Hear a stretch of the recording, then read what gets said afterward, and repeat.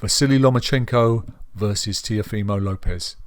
Now this is a fight I'm super excited about and hoping and praying that it happens.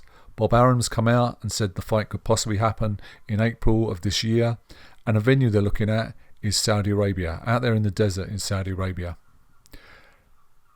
Like I said, it's a fantastic fight. In one corner you've got Lomachenko with all his dazzling boxing ability, ring IQ, amazing footwork, one of the most skilled boxers I've ever seen. In the other corner you've got Teofimo Lopez, young kid who's not without his measure of skills. He's athletic, he's brash, he's cocky, amazing self-confidence, and he believes that he can win this fight. Now on paper it looks like Vasyl Lomachenko is a big favourite. Now the one thing that makes this fight competitive and very interesting in my eyes is the fact that Lopez, when he's on song, carries knockout power in both hands and can change the course of a fight in an instant. The other thing is, a couple of fights ago he fought a Japanese guy called Nakatami, and he had a lot of personal problems going on, a lot of family issues and stuff, and that night he didn't look at the races and he went down in a lot of people's opinions. So he went away and he made some changes, made a lot of changes, and he came back a much happier, contented fighter. And for his fight against Richard Commey, he was definitely at the races. I think it was about just over a minute and a half of the second round. He stopped Commey and won the world title, which he said he was going to do after 15 fights. So my point is, going through that adversity and going through a low like that, when people were writing him off left, right and centre and saying, you know, he's a hype job and everything else, but to come back and make a statement like he did in his last fight and stop Richard Commey, and most people thought that Commey was going to win that fight. So going through that adversity can really shape you as a fighter. Now one thing is of paramount importance to Teofimo. He cannot come into that fight and solely rely on the shell defense to get him through.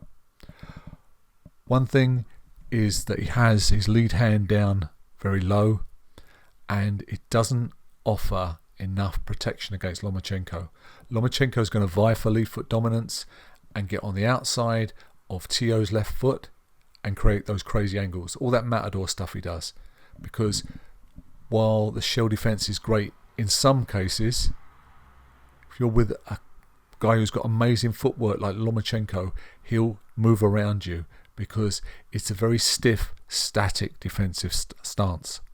Now when it comes to defence, Teo has great head movement. He can step in and out of range. Absolutely brilliant. But to have just a Philly shell when you're in close is not going to work with Lomachenko. Like I said, he's going to create those angles. So what I would say is go and have a look at the Linares fight and look at Linares' guard. Nice, tight, active guard, can block punches. You don't know when punches are coming. That's when he needs to mix in. By all means, use the Philly shell, but also use that tight, active guard. Hands up high, but active. Not just having the earmuffs on. Nice and active. And the other thing of paramount importance when you're fighting Lomachenko is you've got to pivot with him. When Loma steps in and tries to pivot off, you've got to pivot off with him. And you've got to neutralise his angles, neutralise his ability to make those angles. And if you look at the way Linares fought Lomachenko for most of the fight, you'll see that he pivots with Lomachenko and doesn't allow him to get those crazy angles on him. So I would say to Lopez, mix up that defence a little bit, keep that left hand higher. You're going to need to do that against Lomachenko. Work behind the jab, and when you find yourself in position, unload those big shots. Lopez has a fantastic ability to do this little shuffle step, and which brings him into range and position really quickly, and it's great footwork. And he also comes into it balanced. And when you're balanced, it allows you to put maximum power into all of your shots. So in the other corner we have Vasyl high-tech Lomachenko, probably one of the most skillful boxers I've ever seen. Fantastic array of skills, like we said before, ring IQ, beautiful footwork, and when he gets in the ring, it's constant pressure on the opponent. He doesn't give you time to think, he doesn't let up, he's just coming at you all the time. but constant controlled pressure. Now, one thing Lomachenko does, which I love, is he comes in for the first round or the first 2 rounds. He'll give you loads of feints. He'll see how you react. He'll foot feints, head feints, little dips, and he'll kind of compute exactly the way you react to that. And once he's done his little scouting mission, 2nd, 3rd round, he starts to put all that into play. And he'll figure you out, and he'll figure out exactly what you do and exactly what is needed to beat you.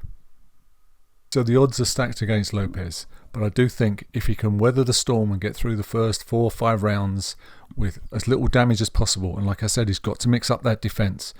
And when he sees an opportunity to attack, he's young, fast and athletic, and when he sees that opportunity to attack, he must do that. And he must try and get some big shots off on Loma. That's easier said than done, but that's where his chance lies. And it looks like a fantastic fight, and one I shall be glued to the TV screen for.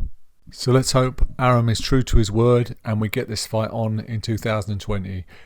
It's a fantastic fight, guys, and like I said, over and over again, repeating myself, one I'm really looking forward to.